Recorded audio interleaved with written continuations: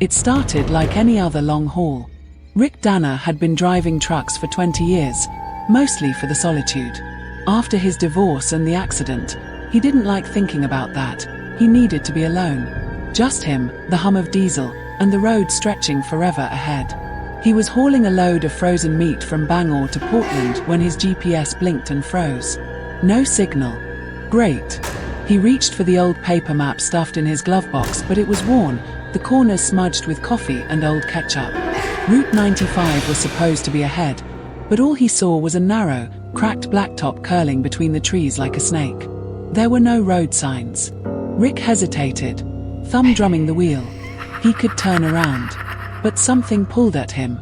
A strange kind of familiarity. Like he knew this road. Like he'd driven it before.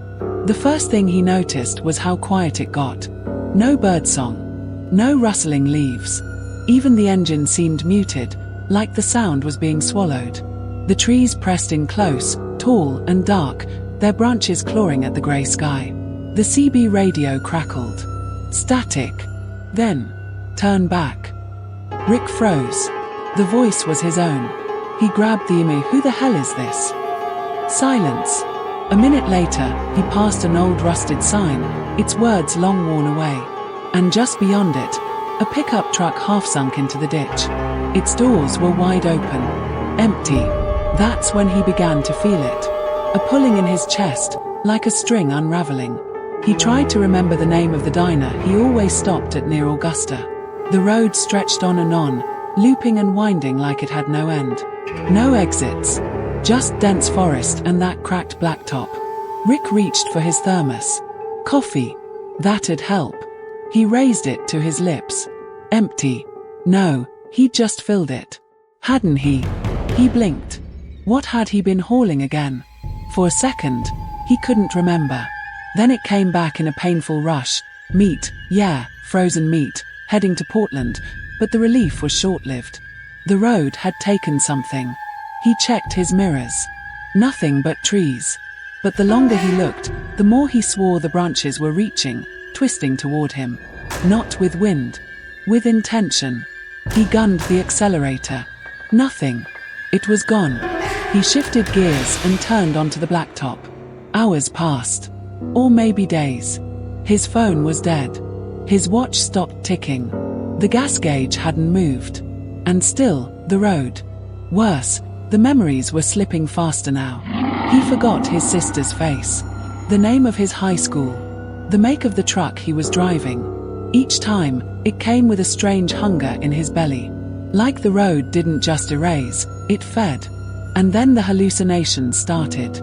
A girl, standing in the middle of the road. Blonde. 8 years old. Covered in blood. Daddy, she whispered. Rick slammed the brakes. He stumbled out of the truck, heart pounding. But there was nothing. No girl. Just empty road. Except, he remembered her now. Emily, his daughter, died in the accident. The one he never talked about. And the road loved that memory. Ate it up like a 5-star meal. Her name was gone a minute later. Rick stopped the truck. Sat behind the wheel, hands trembling. He looked in the rearview mirror and saw himself, but younger. Then older. Then someone else entirely. 100 faces flickered like static. He didn't remember his name. Didn't remember where he was going. Didn't remember why.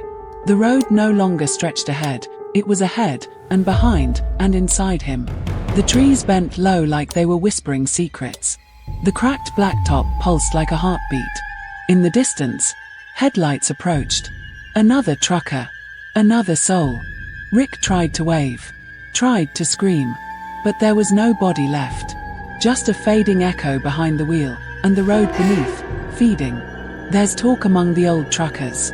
About a stretch of road in the deep Maine woods that doesn't appear on any map. They call it the Hungry Road. They say if you find it, turn back. No matter what.